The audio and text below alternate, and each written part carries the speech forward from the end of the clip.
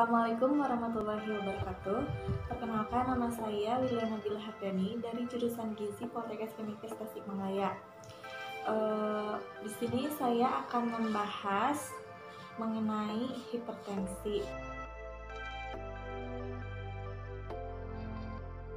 Hipertensi adalah sebagai peningkatan tekanan darah sistolik sedikitnya 140 mmHg dan tekanan darah sistoliknya sedikitnya 90 mmHg.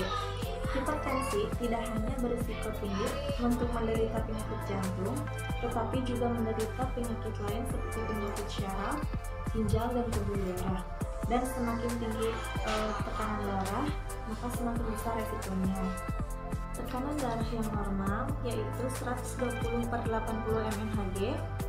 Apabila 120 sampai 139 mmHg itu merupakan hipertensi, 140 sampai 159 hipertensi tingkat 1, dan 160 ke atas merupakan hipertensi tingkat 2 yang lebih berat. Penyebab hipertensi dibagi dua, yaitu penyebab primer dan sekunder. Hipertensi primer atau esensial disebut juga hipertensi idiopatik karena tidak diketahui penyebabnya. Faktor yang mempengaruhinya yaitu bisa dari genetik, lingkungan, antigiotensine, dan peningkatan Na dan kalsium intraseluler.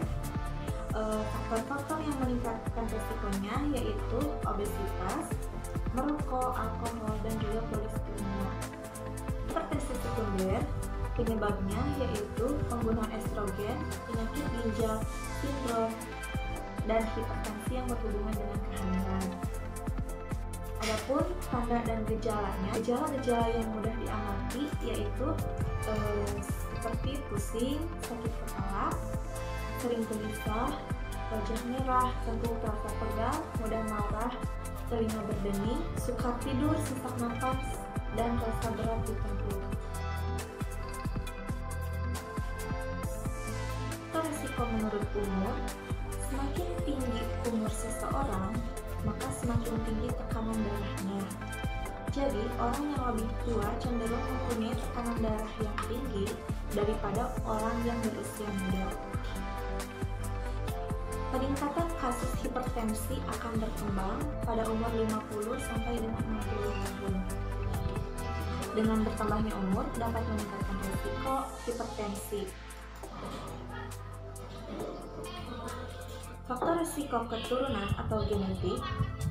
Adanya faktor genetik pada keluarga tertentu akan menyebabkan keluarga ini mempunyai risiko menderita hipertensi.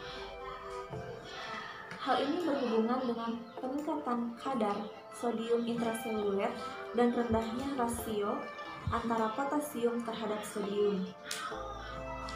Individu dengan orang tua dengan hipertensi mempunyai risiko 2 kali lebih besar untuk menderita hipertensi daripada orang yang tidak mempunyai keluarga dengan riwayat hipertensi.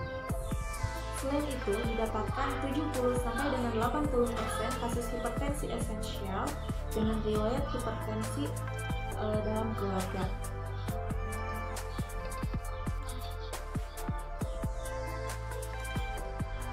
Faktor risiko yang dapat dikontrol yang pertama itu obesitas. Nah, biasanya pada usia pertengahan lebih dari 50 tahun dan dewasa lanjut, asupan kalori sehingga mengimbangi penurunan kebutuhan energi karena kurangnya aktivitas. Itu sebabnya berat badan akan meningkat sehingga obesitas dapat memperburuk kondisi lansia.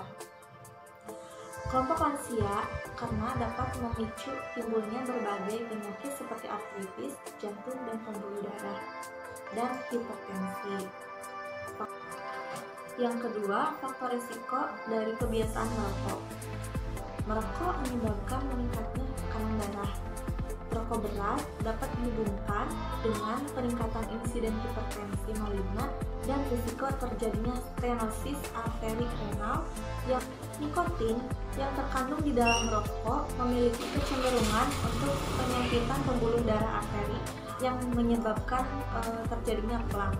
Nikotin memiliki kemampuan untuk merangsang produksi hormon epinefrin, juga dikenal sebagai adrenalin, yang menyebabkan pembuluh darah menurun. Faktor risiko yang ketiga yaitu mengonsumsi garam yang berlebih. Kita diwajibkan untuk membatasi asupan natrium atau garam hanya 2/3 sendok teh atau setara dengan 1500 mg natrium menurut dalam diet DASH atau Dietary Approaches to Stop Hypertension. Nah, upaya pencegahannya bisa dilakukan dengan cara cek kesehatan secara berkala, hindari kegemukan, hindari merokok dan alkohol, hindari stres, olahraga teratur atau aktivitas fisik. Yang keenam, batasi pemakaian garam, dan yang ketujuh, istirahat dengan cukup. Selanjutnya, saya akan menjelaskan apa itu diet hipertensi. Diet hipertensi adalah diet bagi penderita hipertensi yang bertujuan untuk membantu menurunkan tekanan darah dan mempertahankan tekanan darah menuju normal. Telur boleh dikonsumsi, namun dibatasi hanya 1 kali sehari. Daging dan ikan-ikanan 100 gram per harinya. Dan yang tidak dianjurkan yaitu otak, ginjal, lidah, daging, ikan, susu, dan telur yang diawet. Selanjutnya yaitu protein nabati. Protein nabati semua kacang-kacangan dan hasil olahannya yang diolah tanpa garam dapur. Adapun yang tidak dianjurkannya, keju kacang tanah, semua kacang-kacangan yang hasilnya dimasak dengan menggunakan garam dapur.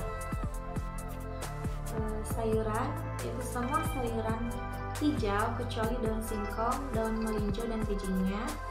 Buah-buahan, semua buah-buahan yang segar tanpa diawetkan dengan garam dapur dan natrium benzoat. Sekian yang dapat saya sampaikan mengenai hipertensi, mulai dari pengertian sampai dengan makanan yang dianjurkan dan tidak dianjurkan. Mohon maaf apabila dalam penyampaian materi ini masih terdapat kekurangan, serta semoga bermanfaat bagi yang menonton. Saya tutup. Wassalamualaikum warahmatullahi wabarakatuh. Terima kasih.